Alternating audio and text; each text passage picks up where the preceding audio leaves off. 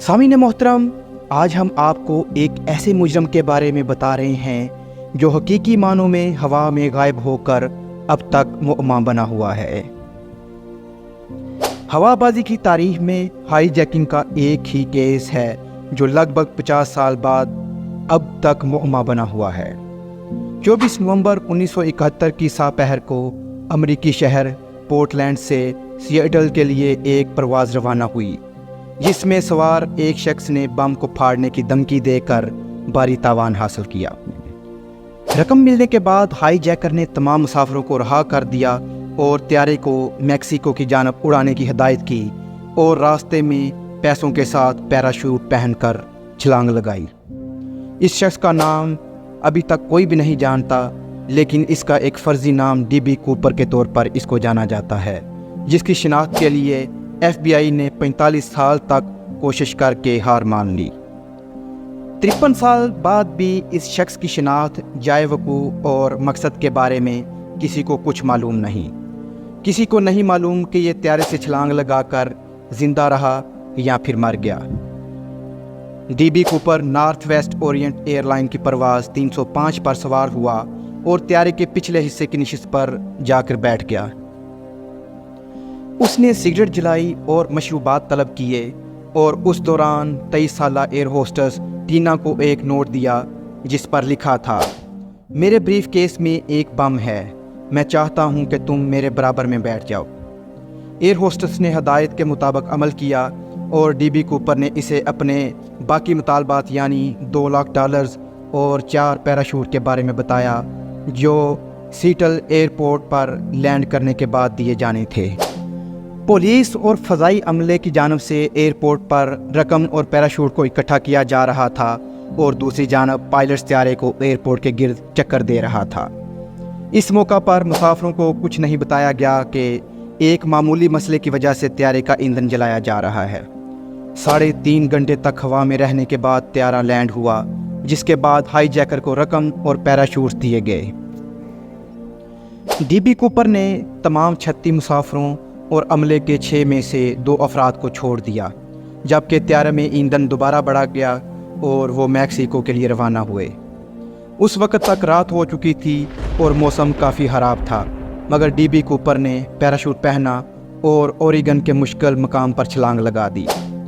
इसके बाद से ये हाल तलब केस है और ये बिल्कुल किसी फिल्मी कहानी की तरह महसूस होता है, जिस पर हाल ही में एक डॉक्यूमेंट्री भी रिलीज़ हुई है। 1971 से 2016 तक FBI ने डीबी कूपर का सुराग लगाने की पूरी कोशिश की और रिकॉर्ड के मुताबिक ये एक सफ़ेद फार्म शख्स था जिसका कद 6 फीट 1 इंच और वज़न 77 से 80 किलोग्राम, उम्र 40 से 50 साल के दरमियान, बुरी आँखें, स्याह बाल काबिल ज़िक्र थे। FBI ने सुराग लगाने के लिए हज़ारों अफराद से पूछगछ की और वाक़ये के 5 साल बाद तक 800 से ज़ायद अफराद को मुश्तबा करार दिया, मगर कोई भी मुजरम साबित नहीं हो सका। त्यारे में डीबी कूपर ने बहुत कम सुराग छोड़े थे, जिनमें सिगरेट के चंद टुकड़े, नशिस्त पर एक बाल और टाई, मगर किसी भी शय पर फिंगरप्रिंट नहीं मिल सके। आगाज़ में ये माना जा रहा था कि ये हाई जैकर एक माहिर पैराशूटर है, मगर मज़ीद तहकीकात में दरियाफ्त किया गया कि वो एक माहिर पैराशूटर नहीं था। FBI के स्पेशल एजेंट लैरी करर ने 2007 में कहा था, पैराशूट से छलांग लगाने का कोई भी माहिर तारीक रात और बारिश में छलांग नहीं लगाता, जब 200 मील फ़ी घंटा की रफ्तार से चलने वाली हवाओं के थपेड़े चेहरे पर पड़ रहे हों और वो भी बारी कोट को पहनकर। तफ्तीशकारों का ये भी ख्याल था कि डीबी कूपर ने यह काम तन्हा किया है, क्योंकि अगर वो किसी ग्रोह का हिस्सा होता तो मैक्सिको की बजाय किसी महसूस फ़ज़ाई रूट पर जाने का मुतालबा करता और कभी मुश्किल हालात में छलांग नहीं लगाता। 1980 में एक बच्चे ने कुछ ऐसा दरियाफ्त किया जिसके बाद इस मुअम्मे के बारे में दिलचस्पी एक बार फिर बढ़ गई थी। 8 साल के ब्रायन इंग्राम वाशिंगटन के दरिया कोलंबिया के किनारे पर खेल के लिए खुदाई कर रहा था जब उसने $20 के नोटों का एक बंडल दरियाफ्त किया, जो कि मजमूई तौर पर $5,800 थे। जब बच्चे के वालिदैन ने पुलिस से राब्ता किया तो उन्हें इल्म हुआ कि उन नोटों की सीरियल उस रकम से मिलती है जो डी.बी. कूपर को दी गई थी। त्यारे में कुछ अशिया के अलावा ये वह सबूत था जो हाईजैकर को मिला। नोट दरियाफ्त करने के 6 साल बाद ब्रायन इंग्राम को इस रकम में से $2,760 दिए गए। ब्रायन ने 2008 में $20 का नोट $37 लाख में नीलाम किया।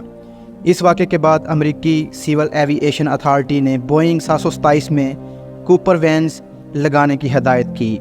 ये कूपर वैन दर हकीकत त्यारों के पिछले हिस्से की सीढ़ियों के बाहर लगाया जाता है, जो कि एक चुटनी जैसी होती है, ताकि परवाज़ के दौरान इन्हें खोलकर बाहर छलांग ना लगाई जा सके, जैसा कि डी.बी. कूपर ने किया और फिर हमेशा के लिए गायब हो गया।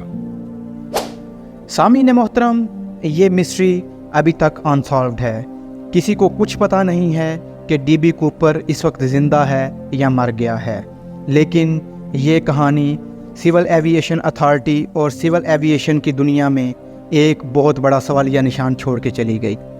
तो सामीन मोहतरम, आपको ये मेरी कहानी कैसी लगी?